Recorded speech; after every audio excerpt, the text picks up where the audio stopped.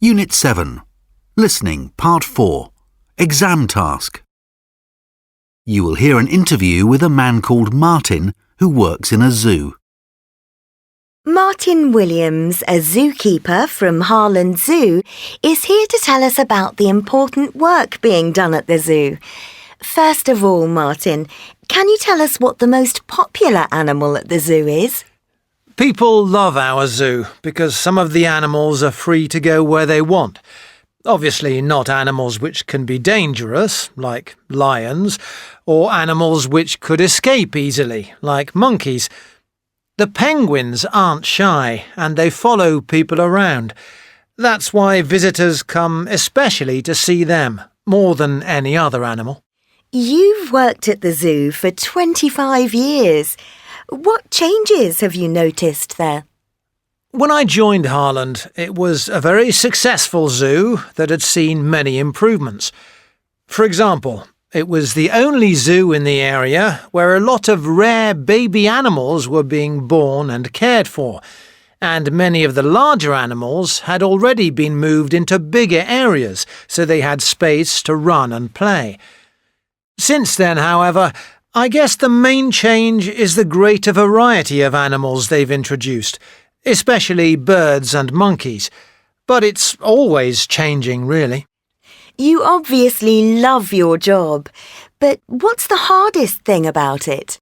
People often want to know if I'm scared of working with such dangerous animals, but that's not something I ever worry about. Sometimes I do get a bit tired of cleaning. That's the first thing we do every morning, and it takes hours. But at the same time, it's great to be at the zoo early in the morning when there's no one else around. Some people say zoos are cruel because the animals are bored.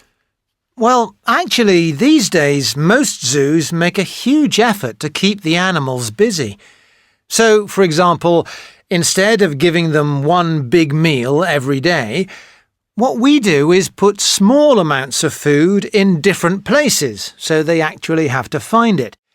And we keep hiding it in different places, so they never know where it'll be.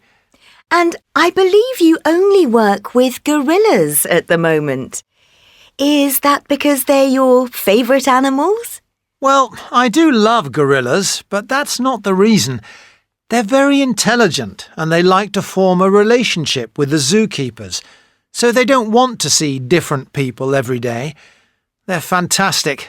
I've learned so much in the last 5 years. Have you learned anything surprising about them? Well, I already knew that gorillas were sociable and lived in big family groups, but I had thought they would always be fighting amongst themselves.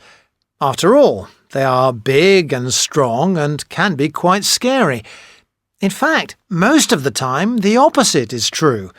They're really quite calm and gentle. I hadn't expected that at all. They're lovely animals, always sharing things with each other. So tell us, what's